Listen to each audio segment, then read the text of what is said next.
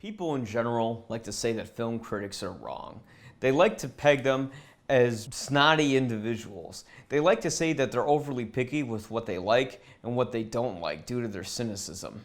It stinks! There's a countless number of American classics that the audiences have embraced with loving arms, but the critics panned at the time, only for years later for the critics to come on the audience side and see what they were talking about. Nowadays, it seems like the audience is more cynical than the critics. Don't believe me?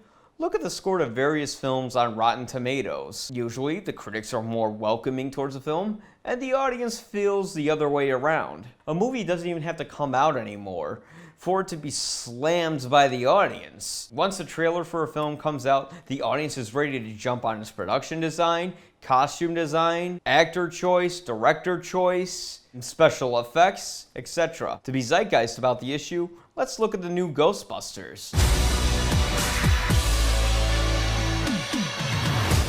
Immediately when that first trailer came out, all of the sexist remarks just poured out of the floodgate. I grew up with the Ghostbusters. They're not for women, they're for guys. Everyone started getting racist against Leslie Jones. They started saying that this looks like a terrible movie. 5 reasons the new Ghostbusters trailer sucked. What? Why? What the hell did I just watch? I'm not gonna see it.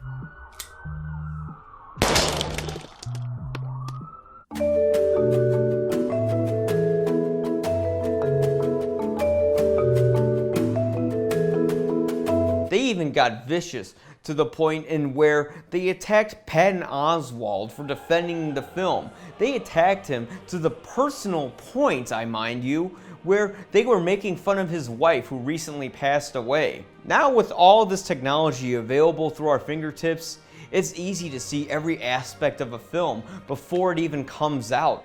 A lot of the audience's cynicism has been spurred by all the behind-the-scenes documentaries that were made mostly through DVDs at the time, and then it ended up growing onto online internet videos where the audience's knowledge of how a movie is made has made them more conscientious of what's in the film.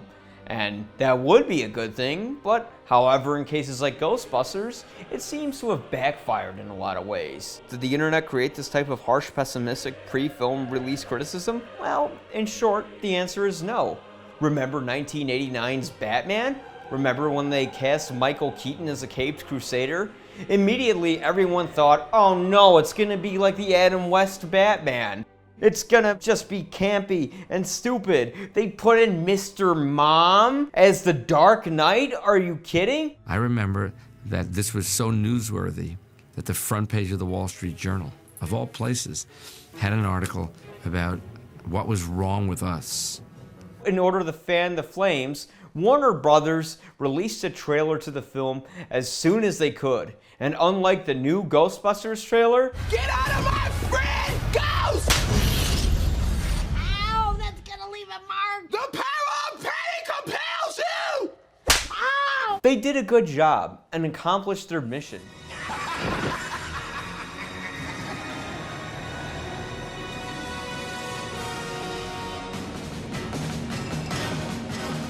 People started to become more optimistic about the film.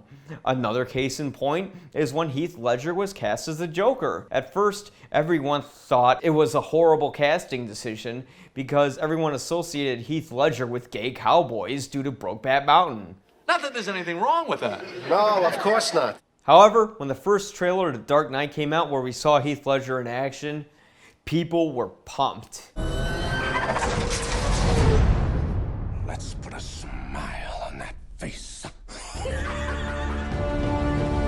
Once audiences got to see the final product, the result didn't reflect their initial fears. Now that some time has passed, people see Michael Keaton as one of the best on-screen portrayals of Batman, and Heath Ledger is the second actor to win a post-mortem Academy Award next to Peter Finch. So why is it that audiences love to hate certain films before they even come out? Why is it that they're more pessimistic than the critics many times?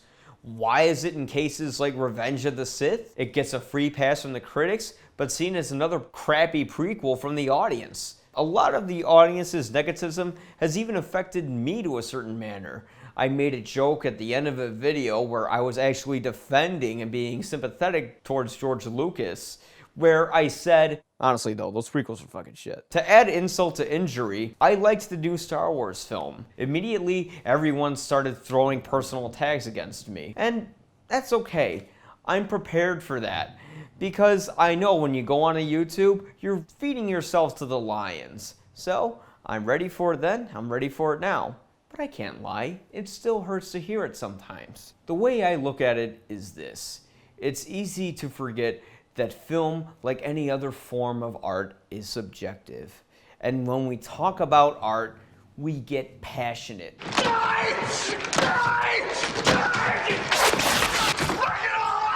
There's a variety of films that when people tell me they like it, such as, say, I tend to get a little flustered. Ashton Kutcher, once a model, always a model.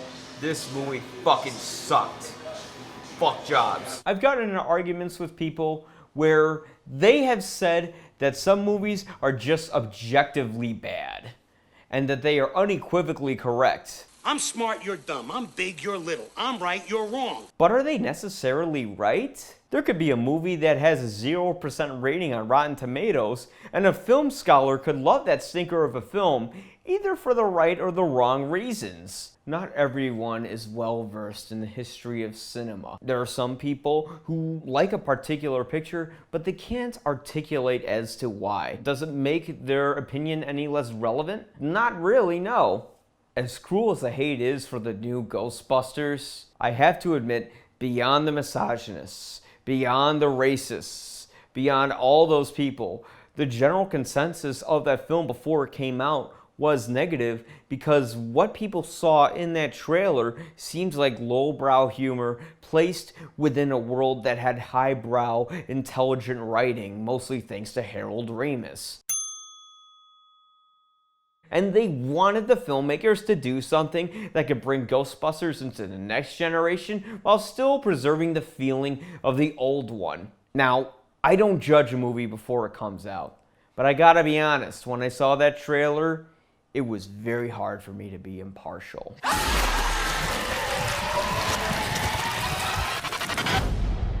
That stuff went everywhere, by the way, in every crack.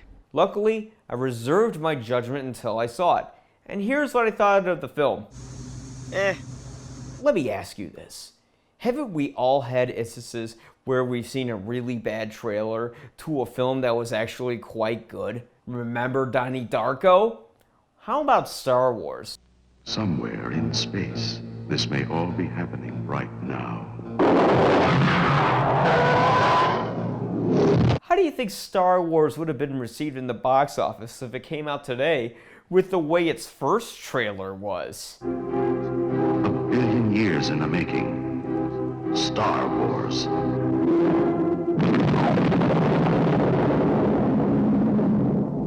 We all have our own opinions on our own films, and we all have our own differentiating views. Well, I hated this movie more than any other movie on this show, and I'm really surprised at you. You should be ashamed of yourself. What, first of all, for not agreeing with you? I've never been ashamed of that. I've been proud of that. Okay. And like everyone, we want our points to be made.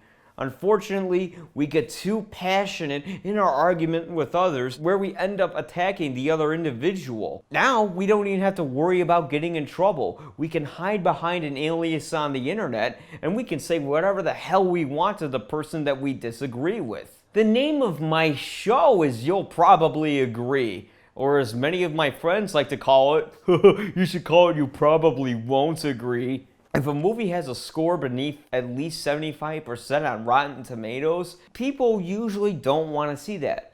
Although they like to argue that, they don't care what the critics have to say, they're still going to see that movie.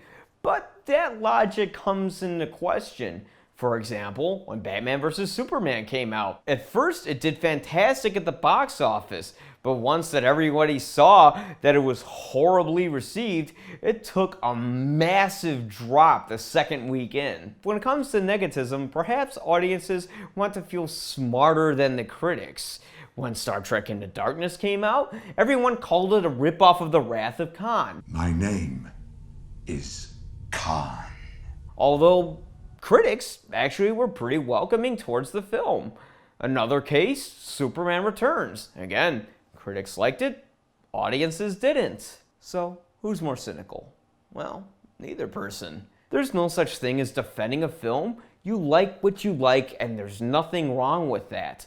If you like Abraham Lincoln Vampire Hunter over Lincoln, that's completely fine. Aggregated movie review sites like Rotten Tomatoes or Metacritic has inadvertently sucked away the subjectivity of film by combining individuals' opinions on something into sheer numbers, like we're looking at a batting average of a baseball player rather than seeing the actual texture of a film. And it's not a fucking sporting event, they're movies. So why are you aggregating them together like they're some sort of score? It's absolutely asinine and it's futile, and I don't think those sites represent what a movie is. You should go see 999. If you want to see Gods of Egypt and you see that big, fat, stinking 12% of Rotten Tomatoes, go see the movie. You can factor in what we say, but I never want to precede anything by saying, oh yeah, I'm going to tell you, or some website is going to tell you whether you're going to enjoy a movie or not. Go in there with an open mind and see what comes out. It's a little bit like one of my friends once said to me relating to Rotten Tomatoes,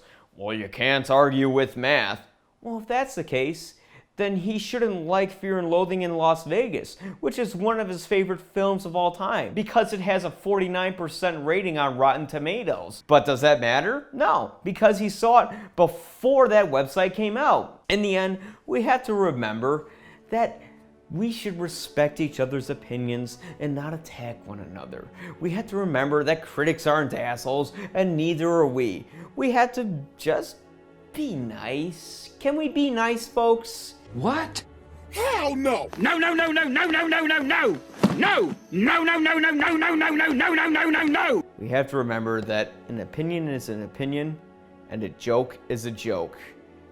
And we all have a right to it.